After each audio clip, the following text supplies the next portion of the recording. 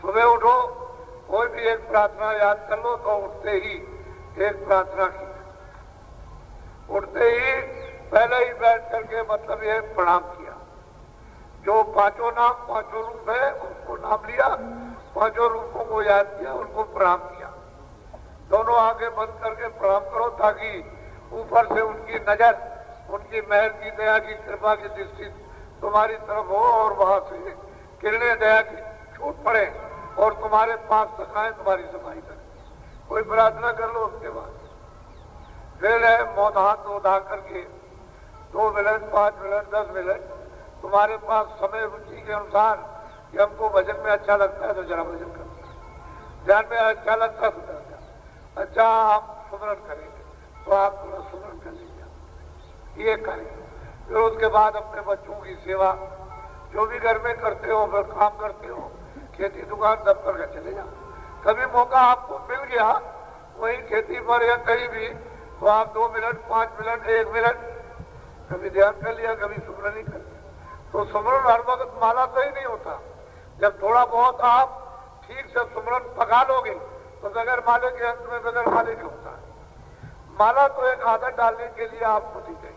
जब आदत पड़ जाएगी, सुमरण पक जाएगा, तो किसी को मालूम क्या ऐसे बैठ के क्या कर रहे हैं, तो आपने सुमरण कर लिया, 2 मिनट कर लिया, 4 मिनट। आपका ख्याल और ध्यान उस तरफ को बराबर धीरे से, तो इससे क्या हो जाएगा कि ये घाट बन जाएगा। ये दोनों आंखों के बीचों बीच ये अंतर की आंख का दरवाजा है, घाट। मन मथुरा दिल द्वारका काया काशी जात, कहते हैं ये काया काशी है। और 10 देह का देरा, यानी 10 इंद्रियों के दरवाजों के मध्य में दोनों आंखों के बीचों बीच में वो जीवात्मा बैठी है, वो सूरज बैठी है। तो मन मथुरा दिल द्वारका काया काशी जान और 10 देह का देरा तामे जोत पहचान। वो तो ये घाट जब खुलेगा दोनों आंखों के मध्य भाग का और आंख खुल जाएगी तीसरी, तब दिखाई देगा।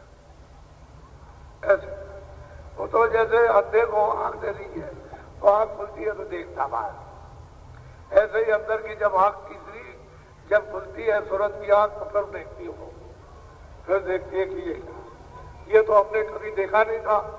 तो कितने युग और कितने कल्प हो गए वो तो सब भूल गए। सब उसका आनंद, उसकी सुंदरता, खूबसूरती, उसकी मतलब यह है कि पहुंच, उसकी रचना, उनके रंगों की सब रूप रंग रेखा नाम सब भूल गए। और जब ये आंख खुलेगी तो सब एकदम स्मरण होता चला जाएगा कि हमने देखा था, ये पहले देखा था, ये पहले देखा था, ये पहले सब जुग जुगान की ज्ञान। और जिस युग में जो भी कर्म किया वो सब वहां दिखाई देता है।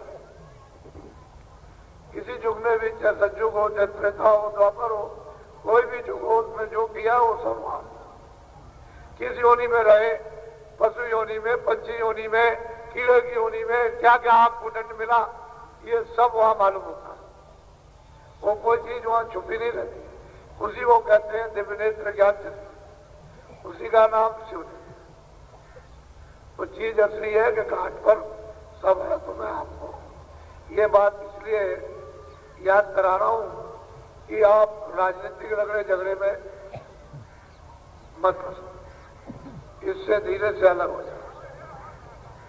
ये वर्तमान का राजनीतिक जो रगड़ा झगड़ा है, इससे हिंदू, मुसलमान, सिख, ईसाई, छोटे बड़े, सवर्ण अवर्ण, ज्ञानी और अज्ञानी, ये सब, और जो सवर्ण के अज्ञानी हो गए वो भी, और अवर्ण तो अज्ञानी थे, सब उससे अलग हो जाओ।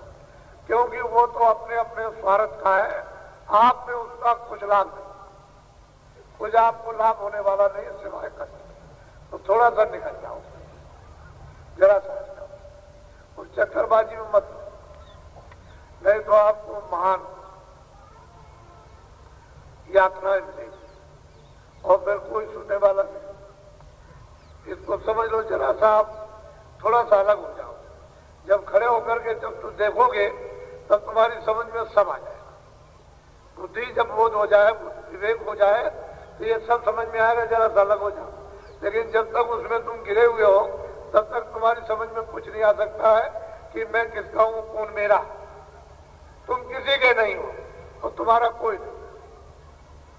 वहां सबको अपनी अपनी बड़ी तेरी क्या फिक्र है, तुम हो क्या, वहां अपनी अपनी पड़ी हुई है सब, तुम्हारी कुछ चिंता नहीं, अपनी चिंता है। इसलिए तुम जब अलग हो जाओगे, जरा दूर हो जाओगे, फिर देखोगे तो आपको मालूम हो जाएगा अरे ये है कैसे, हम भी धोखे में थे, वो भी धोखे, दोनों के दोनों एक दूसरे के धोखे में, और दोनों ठग, दोनों ठग। समझ लो अच्छी तरह, थोड़ा इसका लगा। ये मैं बराबर आपको प्रेरणा देता हूं कि आपको कुछ नहीं मिलेगा, थोड़ा अलग हट जाओगे धीरे से तो आपको अच्छे आदमी समझ में आ जाएंगे, अच्छा समाज। फिर आप उस अच्छे आदमी और समाज में पहले तो मानवता का धन ले लीजिए, फिर वो आध्यात्मिकता का धन लीजिए आप, उसके बाद में फिर कुछ आप सब कुछ कर सको। अभी तो आप कुछ नहीं कर सकते हो, न मनुष्य नहीं हो, तो आध्यात्मिक बात तो बहुत दूर है, तो करोड़ों अरबों खरबों को दूर हो गई। जब मनुष्य ही नहीं हो तो आप क्या किसी का कर सकते हो, तो मनुष्य तो बन जाओ, इंसान तो बन जाओ। जब इंसान बनोगे तो न वहां कोई छोटा, न बड़ा, न कोई अमीर, न कोई, सब मनुष्य है, सब अपने। जब तुम अपने अपने सब समझोगे, अपनी जैसी तकलीफ, तो वे दूसरों की इमदाद मदद वो तुम्हारी हो, तो मनुष्य तो बनो, इंसान तो बनो।